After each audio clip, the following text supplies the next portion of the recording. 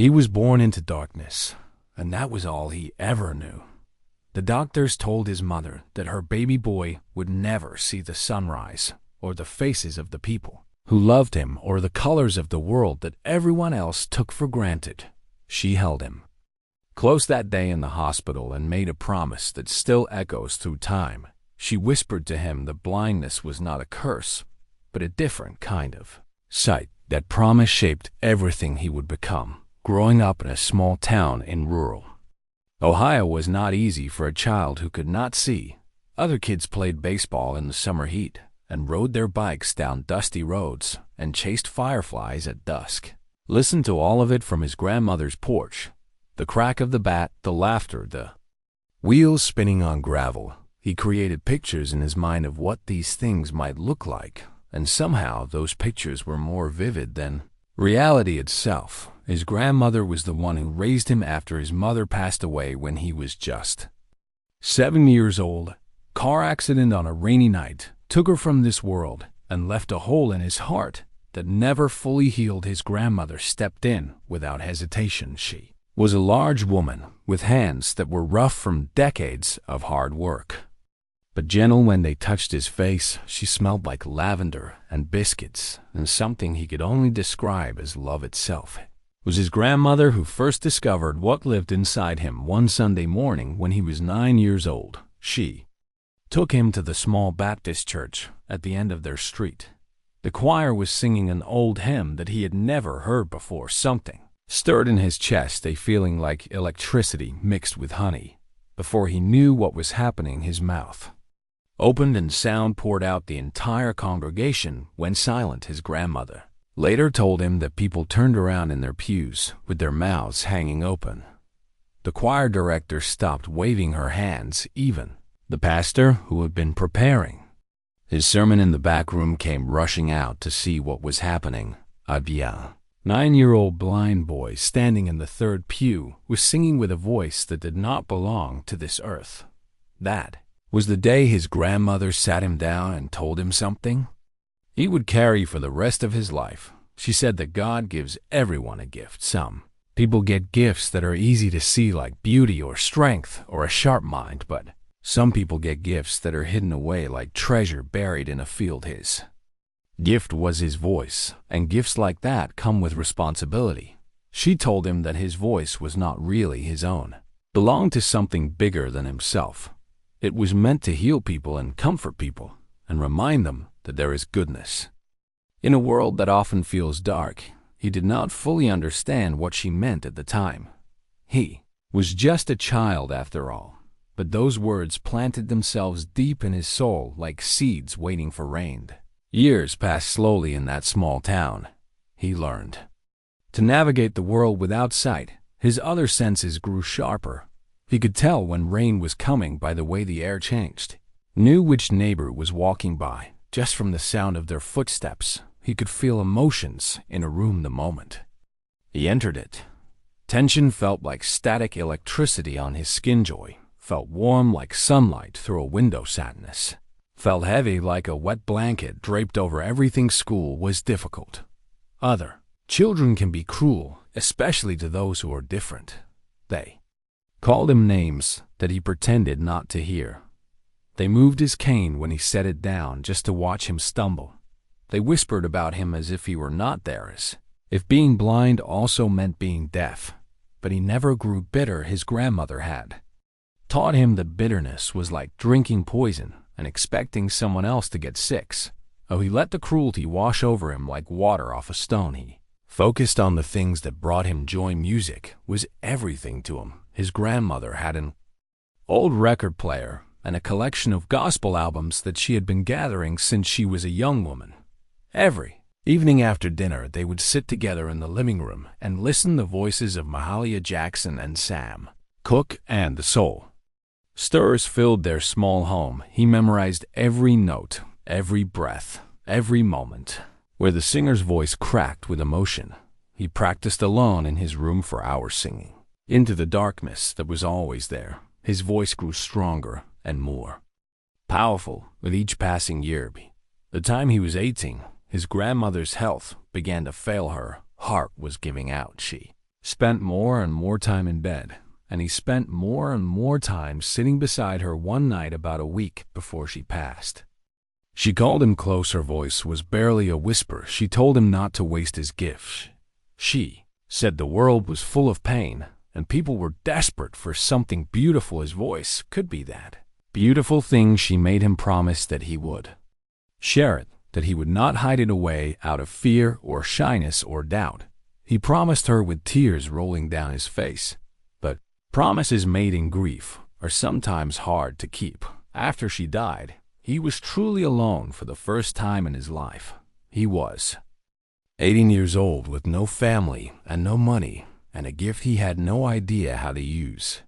The years that followed were a blur of survival. He took whatever jobs he could find, washing dishes at diners, folding towels at laundromats, sweeping floors at factories. People did not expect much from a blind man, and he learned to live within those low expectations. He kept to himself mostly.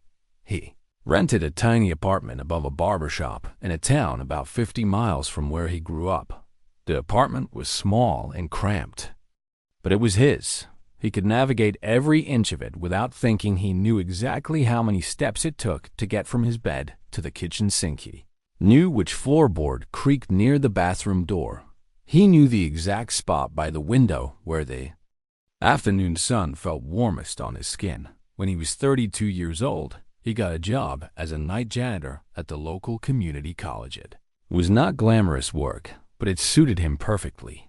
The night shift meant he rarely had to interact with anyone. He arrived after the students and teachers had gone home and left before they returned. The empty hallways became his kingdom. The silence became his companion. 20 years he worked that job. 20 years of mopping floors and emptying trash cans and cleaning bathrooms that no one would ever thank him for. He became invisible to the world around him. Students walked past him without a second glance. Professors nodded politely, but never learned his name. He was just the janitor, the blind man who cleaned up after everyone else. Nobody knew what he carried inside him. Nobody knew about the voice that his grandmother had called a gift from heaven. Nobody knew about the promise he had made to a dying woman 2 decades earlier, a promise he had not kept. Sometimes, late at night when the building was completely empty, he would think about his grandmother. He would remember her rough hands on his face and the smell of lavender and biscuits. He would remember the promise, and the guilt would wash over him like a cold wave. He had not shared his gift. He had hidden it away exactly like she told him not to fear. Had won the fear of rejection, the fear of failure, the fear of standing before people who could see and asking them to listen to someone they would never look at twice. So he kept his voice locked away where no one could hear it, or so he thought, because something was about to change. Something that would take his midnight secret and carry it further than he ever dreamed possible. It started on an ordinary Tuesday night in early November, the kind of night where nothing is supposed to happen, the kind of night that you forget as soon as it passes, that this night would be different. This night would change everything, and it all began when he pushed his cleaning cart into the empty auditorium and did something he had never done before in all his years of working alone. He started to sing. That Tuesday night started like every other night he had worked for the past 20 years. He clocked in at 10:30, grabbed his cart from the supply closet, loaded it with trash bags and cleaning solution and fresh rolls of paper towels. The security guard at the front desk barely looked up from his phone. Nobody ever really looked at him. He was part of the building now. As unremarkable as the walls themselves, he worked his way through the science wing first, then the administrative offices, then the cafeteria, which always smelled like old grease. No matter how hard he scrubbed it, by 2 in the morning he had reached the fine arts building. This was always his favorite part of the route. The hallways here were wider, and the floors were made of polished wood that felt different under his feet. He could hear his footsteps echo in a way that made him feel like he was walking through a cathedral. The auditorium sat at the end of the main corridor. It was a beautiful space, even though he had never seen it. Knew it was beautiful because of the way sound moved inside it. Every whisper became a symphony. Every footstep became thunder. The acoustics were designed by someone who understood that sound was a living thing. Had cleaned this auditorium hundreds of times, maybe thousands. Knew every seat and every row and every step that led up to the stage. But on this particular night, something felt different. He could not explain it exactly. The air seemed charged somehow, electric, like the moments before a summer storm when you can taste the rain coming.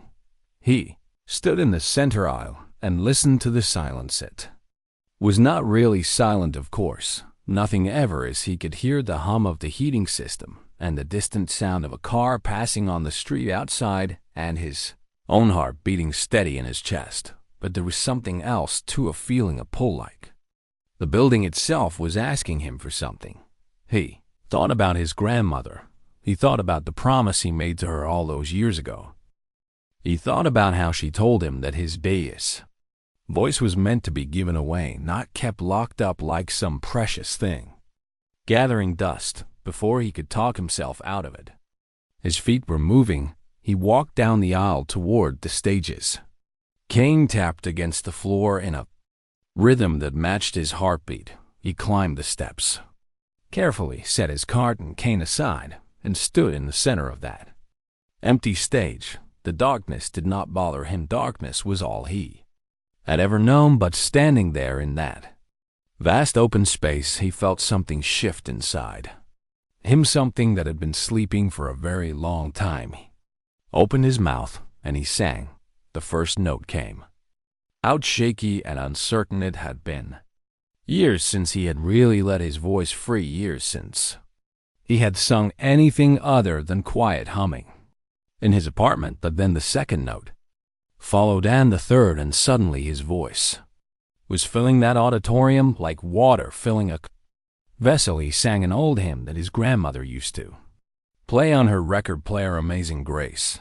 The words came back to him as if they had been waiting patiently in some corner of his memory. Through many dangers, toils, and snares I have already come. His voice bounced off the walls and the ceiling and came back to him, transformed. It was like singing with 100 versions of himself, each note layered on top of the last, creating something bigger than any one voice could create. Alone, he forgot where he was. He forgot about the floors that still needed mopping and the trash cans that still needed emptying. He forgot about being invisible and unimportant and alone. For those few minutes, he was exactly who his grandmother had always said he could be. When the last note faded into silence, he stood there breathing. Hard tears were streaming down his face, though he did not remember starting to cry.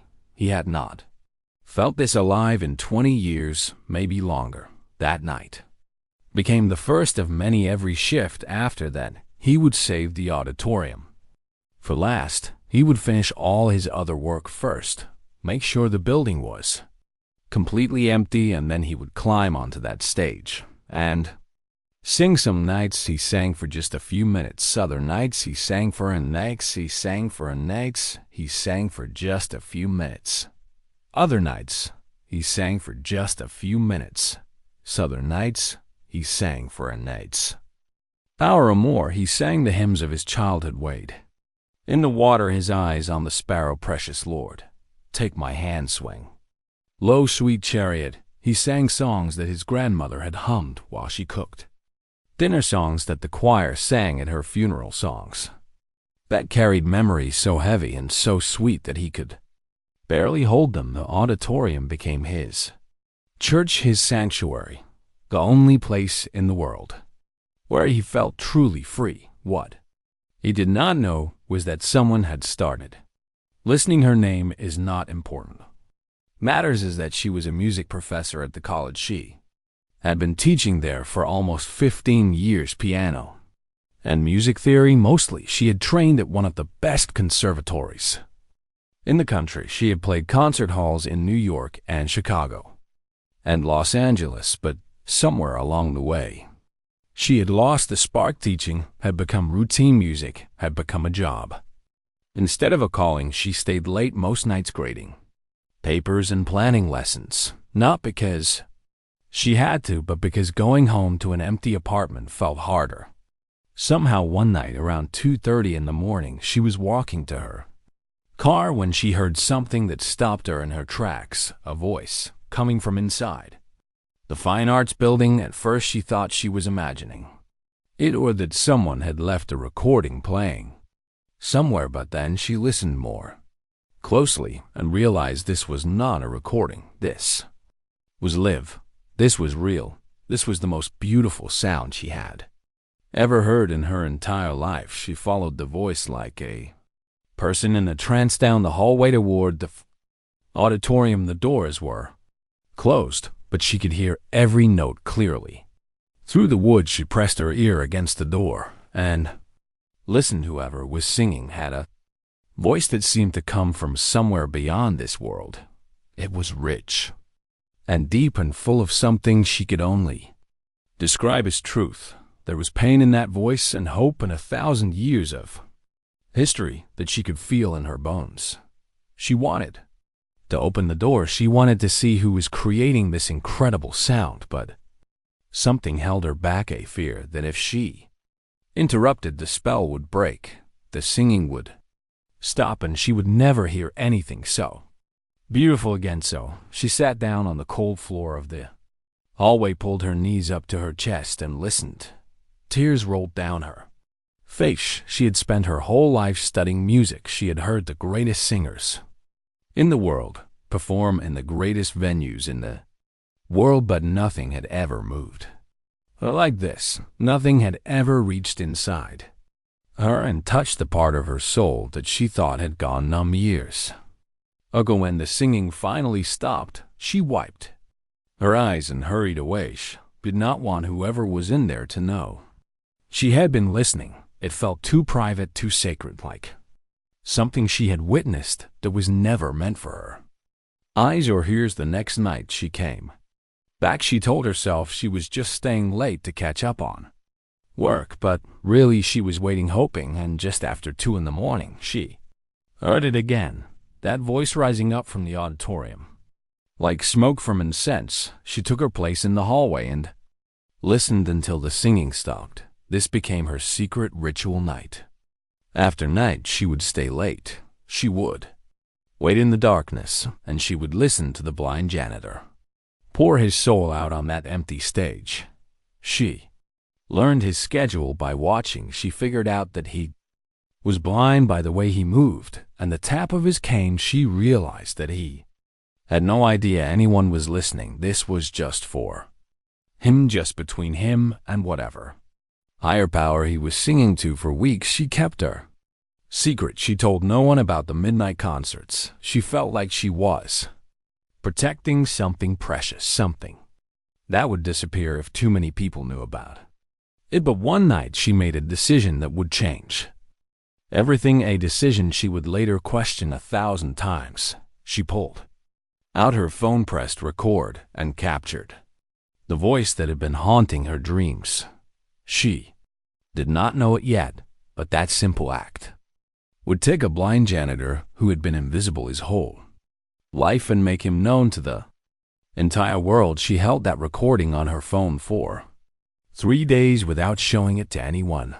Every night before bed, she would play it back and listen. Every morning when she woke up, she would play it again.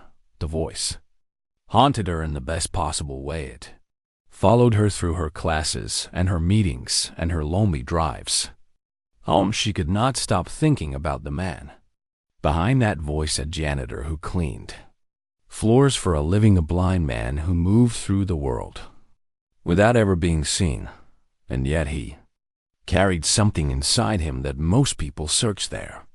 All lives to find. In the 4th day, she finally broke. She was having lunch with a colleague in the faculty lounge. He was a pastor at a church across town and also taught a course on religious music at the college. They had been friends for years. She trusted him more than almost anyone. Without really planning to, she pulled out her phone and said she needed to show him something. She pressed play, the recording was not perfect too. Could hear the muffled quality of sound coming through the auditorium doors. You could hear her own breathing if you listened closely, but none of that mattered. The voice cut through everything. Her colleague stopped chewing his sandwich. His eyes went wide. He set down his food and just listened. When the recording ended, he sat in silence for a long moment. Then he looked at her and asked who that was. She told him it was the night janitor, the blind man who cleaned the fine arts building. He shook his head slowly, like he could not believe what he was hearing. He said that voice was a gift. He said it was criminal that someone with that kind of talent was mopping floors in the middle of the night. He asked if he could have a copy of the recording. She hesitated. Something about sharing it felt wrong, like she was giving away something that did not belong to her.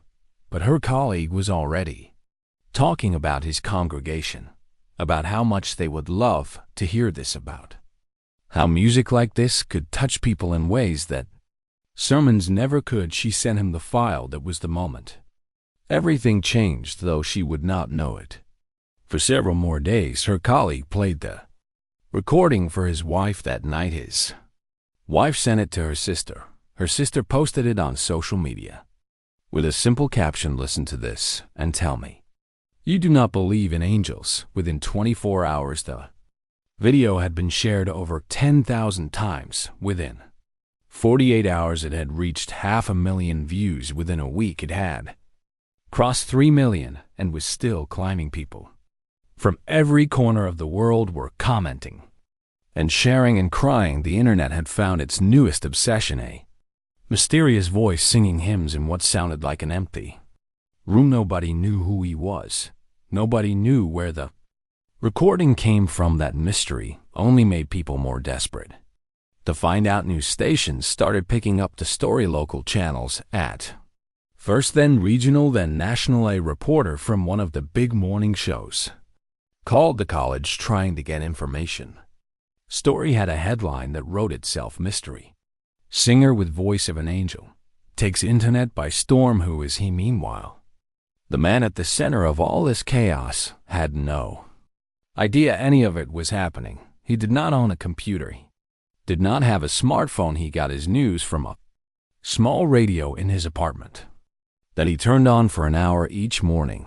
The internet was a world that existed completely outside his reality. So while millions of people were listening to his voice and sharing his song and wondering who this angel might be, he was doing the same thing he did every night, pushing his cart through empty hallways, mopping floors that nobody would thank him for, singing in the darkness to an audience of none.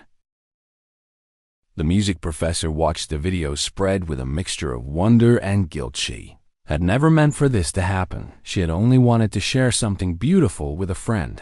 Now, that beautiful thing had taken on a life of its own. She thought about telling someone at the college. She thought about going to the janitor and warning him, but warning him about what exactly? That people loved his voice, that millions of strangers were moved to tears by his singing.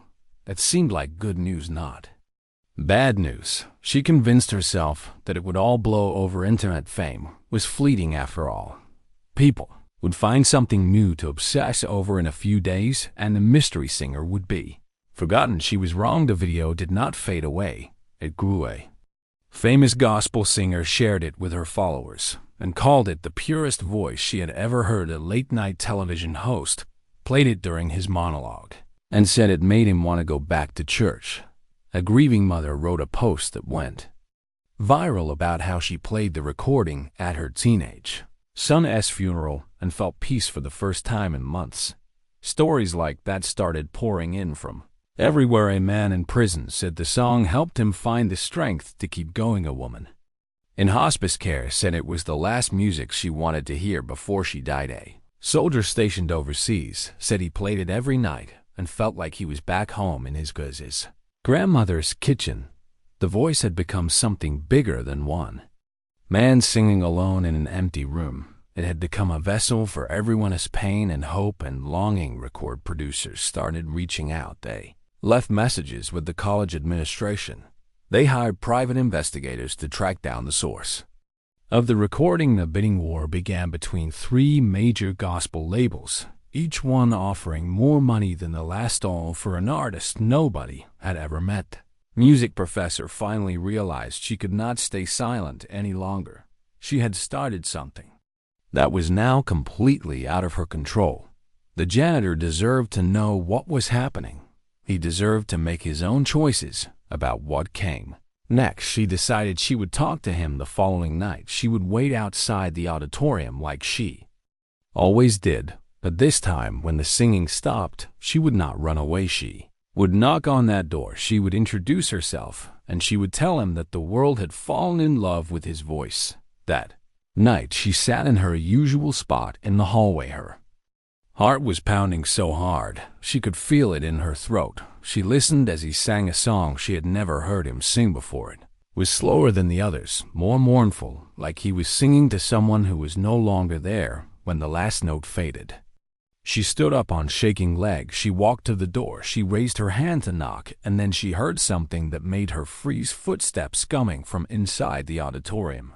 He was walking toward the door toward her. She had only seconds to decide: run away like she always did, or stay and face the consequences of what she had done. She stayed. The door opened. For the first time she stood face to face with the man whose voice had changed her life. He could not see her, of course, but he knew someone was there. He could feel her presence, the way he felt everything, through senses that most people never learn to use. He asked who was there.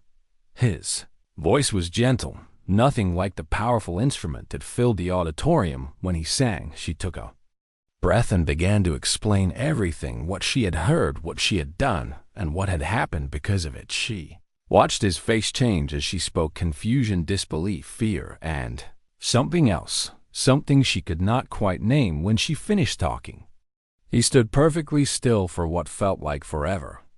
Then he asked her a question she did not expect.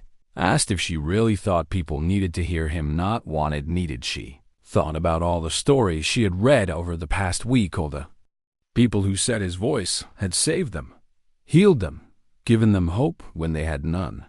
She told him, yes, yes, people needed him more than he could possibly know. He was quiet for another long moment. Then he said something that broke her heart and lifted.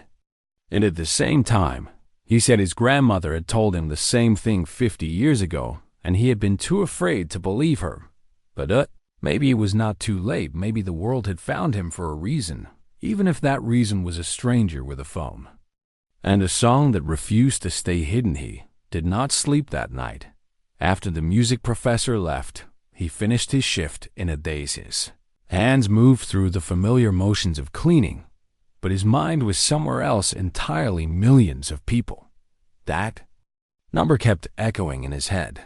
Millions of strangers had heard his voice. Millions of people he would never meet had listened to him sing the songs his grandmother taught him. It did not seem real. It could not be real. He walked home as the sun was coming up. The early morning air was cold against his face. He could hear birds starting to wake in the trees along his route. Cars were beginning to fill the streets as the world came alive around him, but he felt like he was walking through a dream. When he got to his apartment, he sat down in the chair by the window, the same chair where he always sat to feel the afternoon sun. He did not turn on the radio. He did not make breakfast. He just sat there in the silence and tried to understand what was happening.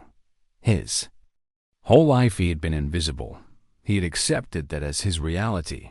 The blind man who cleaned up after everyone else, the forgotten soul who moved through the world without leaving a mark. And now suddenly, people wanted to hear him. People were crying because of something he created. People were finding hope in songs he sang alone in an empty room. He thought about his grandmother. He thought about sitting beside her bed in those final days, holding a wrinkled hand while she struggled to breathe. She had made him promise to share his gift. She had told him the world needed what he carried inside. For 50 years he had broken that promise. Fear had kept him. Silent fear of rejection. Fear of failure, fear of standing before people who could see and asking them to accept someone they would never look at twice. But now the world had found him anyway. His voice had escaped into the light without his permission, and he had to decide what to do about it. The music professor had given him her phone number. She had pressed a piece of paper into his hand before she left. She told him to call her when he was ready to talk. She said there were people who wanted to meet him, record labels and television producers and journalists who were desperate to know his story. He could feel the paper in his pocket. It felt heavier than it should, like it contained the weight of a decision that would change everything. 3 days passed. He did not go to work. He called in sick for the first time in 20 years. His supervisor sounded confused on the phone, asked if everything was okay. He said yes, everything was fine. He just needed some time. Those 3 days were the loneliest of his life. He paced his small apartment like a trapped animal. He argued with himself out loud. One voice said this was his chance, his moment. Everything his grandmother had prayed for was finally happening. The other voice said he was fooling himself, that people only cared because the story was interesting. A blind janitor with a secret talent. It was a feel-good headline, nothing more. Once they met him in person, they would see the truth. Just an old man with cloudy eyes and calloused hands. Nobody special, nobody worth remembering. On the third night, he had a dream. His grandmother came to him. She looked the way she did when he was young, before the sickness took her strength. She was wearing her Sunday dress, the blue one with white flowers that she saved for church. She did not say anything in the dream. She just looked at him with those eyes that could see straight through to his soul, and she smiled when he woke up. His face was wet with tears. He reached into his pocket and pulled out the piece of paper. He found his phone and dialed the number. The music professor answered on the second ring. Her voice was hopeful and nervous at the same time. He told her he was ready. She came to his apartment that afternoon. It was strange having a visitor. He could not remember the last time anyone had been inside his home. He apologized for the mess, even though there was no mess. Everything was exactly where it always was. She told him his place was lovely.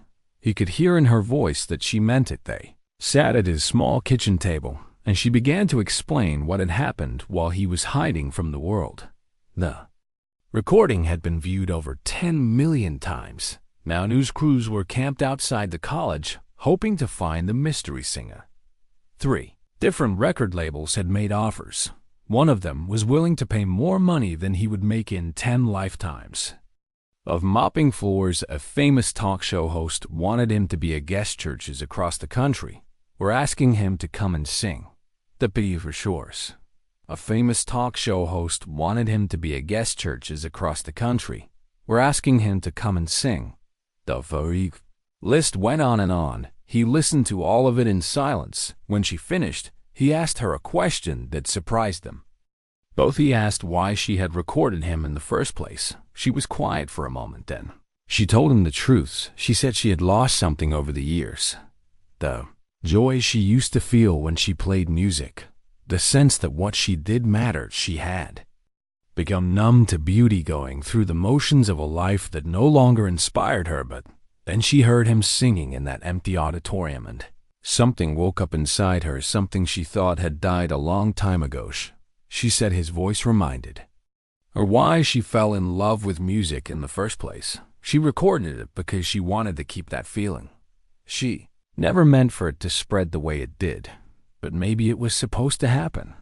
Maybe some things are too big to stay hidden. He reached across the table and found her hand. He held it gently, the way his grandmother used to hold his. He told her he was not angry. He told her he was grateful she had done what he was too afraid to do himself. She had let his gift out of the cage he had built around it. They talked for hours that afternoon. She read him some of the messages people had posted online, stories from strangers whose lives had been touched by his singing. A teenager who was about to end his life, but heard the recording and decided to hold on. One more widow who played it at her husband's grave. and finally felt peace. A father who reconnected with his estranged daughter because the song reminded him that time was precious. A nurse who played it for patients in their final hours and watched fear turn to calm. Each story hit him like a wave. He had spent his whole life feeling useless, feeling like a burden, feeling like the world would not notice if he disappeared. But here was proof that he mattered. Here was evidence that his voice had reached into the darkness and pulled people toward the light, just like his grandmother always said it would. When the professor finished reading, he sat in silence for a long time. She waited patiently. He understood that he needed space to process everything. Finally, he spoke. He said he did not want the record deals. He did not want the money or the fame or the television appearances. That was not why his grandmother gave him this gift. But he did want to sing. He wanted to stand before people and share what he had been hiding for 50 years.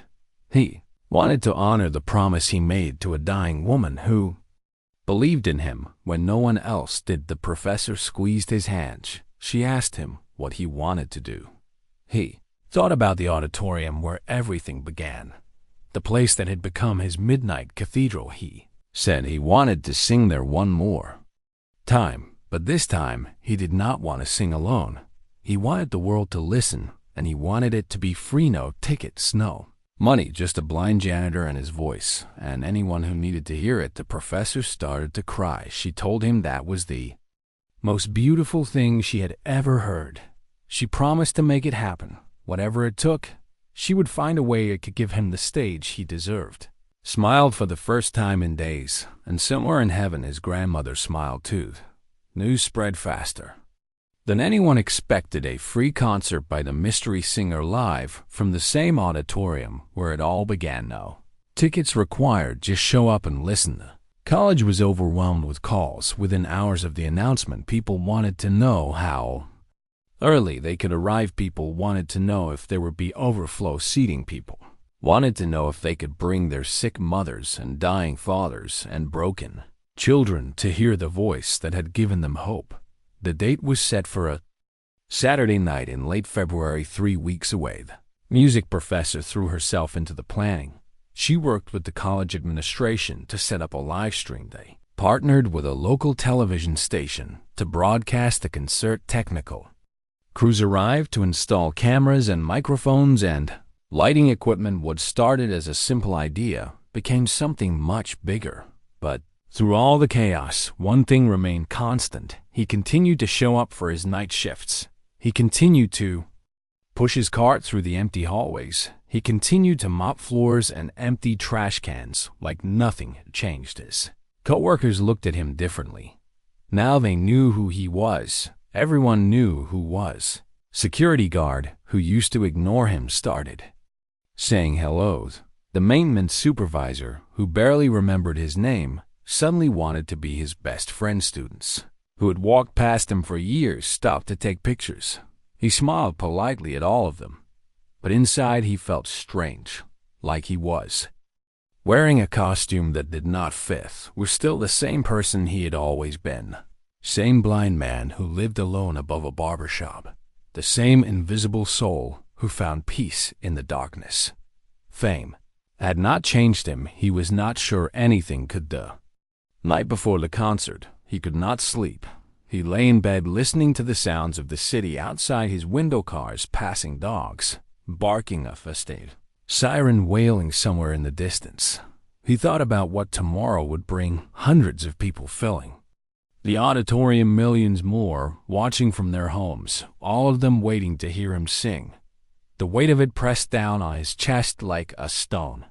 He got out of bed and walked to the corner of his room where he kept his grandmother's old record player. It still worked after all these years. He had taken care of it like a sacred object. He put on one of her favorite albums, a gospel collection from the 1950s. The scratchy sound of the needle finding the groove filled his apartment, and then the music began. He closed his eyes, even though closing them made no difference. He let the songs wash over him. Remembered being a child sitting on his grandmother's lap. He remembered the smell of her lavender perfume. He remembered feeling safe and loved and certain that everything would be okay. That feeling had faded over the years. Life had worn it down like water wearing down stone. But tonight it came back just for a moment, just long enough to remind him why he was doing this. He was not singing for fame. He was not singing for money. Was not singing to prove anything to anyone. He was singing because his grandmother asked him to. He was singing because somewhere out there people were hurting, and maybe his voice could help them hurt a little less. The next evening, the music professor came to pick him up. She drove slowly through streets that were already crowded with people heading to the college. She described what she saw outside the window: families walking together, elderly couples holding hands, young people with tears already in their eyes. They had come from everywhere. Some had driven for hours. Some had flown across the country, all for the chance to hear one man sing. When they arrived at the auditorium, she led him through back entrance. The hallways were buzzing with energy. He could feel it vibrating through the walls: anticipation, hope, longing, all of it swirling together. Like music, he could almost hear. She brought him to a small room backstage, told him he could wait there until it was time. She asked if he needed anything: water, food, a moment alone. He said he just needed quiet. She squeezed his shoulder and left him there in the darkness, sat in a folding chair and listened to the sounds bleeding through the walls. The murmur of hundreds of voices, the shuffle of feet finding seats, the occasional burst of nervous laughter. He thought about all the nights he had sung in that auditorium with no one listening, all the hymns he had poured into empty space, all the prayers he had sent up to a God he hoped was paying attention. Tonight would be different. Tonight the space would not be empty. Tonight his voice would reach actual ears and actual hearts. The thought terrified him and thrilled him and made him feel more alive than he had felt in decades. A knock on the door. The professor's voice telling him it was time. He stood up slowly. His knees ached from years of kneeling on hard floors. His back was stiff from decades of bending over mop buckets, but his voice was strong. His voice had never failed him. She took his arm and guided him toward the stage. He could hear the crowd growing quieter as word spread that he was coming by. The time he reached the wings, the auditorium had fallen completely silent. People holding their breath, waiting. He stepped out onto the stage, the same stage where he had sung alone so many times, but it felt different now, charged with electricity, heavy with expectations. Someone had placed a single microphone in the center. The professor led him to it and then stepped away. He stood there for a moment, taking it all in. He could not see the faces, but he could feel them. Hundreds of souls reaching out toward him, hungry for something they could not name. He thought about the teenager who almost ended his life. He thought about the widow at her husband's grave. Thought about the soldier overseas who played his recording every night.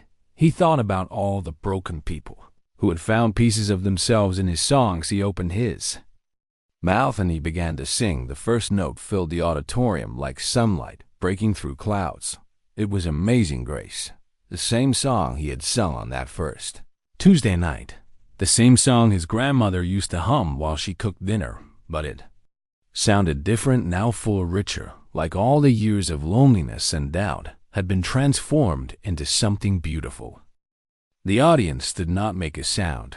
They barely breathed. Tears streamed down faces. Young and old hands reached out to hold other hands. Strangers leaned against strangers and wept together. He sang verse after verse, his voice rising and falling like waves on an ocean. When he reached the final lines, his voice cracked with emotion. But he did not stop. He let the crack become part of the song. Let his pain and his hope and his love pour through the imperfection. When the last note faded, the silence lasted for 3 full heartbeats. Then the auditorium exploded. Applause and cheers and sobs all mixed together. People rose to their feet. They clapped until their hands were raw. They shouted words of gratitude and praise and love. He stood at the microphone and let it wash over him. For the first time in his life, he did not feel invisible. For the first time in his life, He understood what his grandmother meant. The gift was never meant to be kept. It was always meant to be given away. He sang for another. Hour that night, every hymn he knew, every song his grandmother had taught him. The audience stayed for all of it. When he finally finished, he was exhausted in a way he had never been before. But it was a good exhaustion, the kind that comes from giving. Everything you have, the professor helped him off the stage. She was crying so hard, she could barely speak. She told him it was the most beautiful thing she had ever witnessed. She told him his grandmother would have been so proud. He smiled and squeezed her hand. He knew she was right. Somewhere beyond the veil, his grandmother was listening, and she was finally at peace. In the weeks that followed, his life changed in ways he never imagined. He received letters from every corner of the world, people thanking him for his music, people telling him their stories, people asking for nothing except the chance to say his voice had mattered. He read every letter, or rather the professor read them to him, and he responded to as many as he could. He never took the record deals. He never accepted the television offers. He never chased the fame that so many people wanted for him. Instead, he kept singing at churches and hospitals and nursing homes, at prisons and shelters, and anywhere people gathered who needed hope. He never charged a penny. His gift was free, just like grace itself. And the blind janitor who spent 50 years invisible finally understood the truth his grandmother tried to teach him so long. Although some voices are meant to be heard, some songs are meant to be shared, and some gifts are too precious to keep hidden in the dark.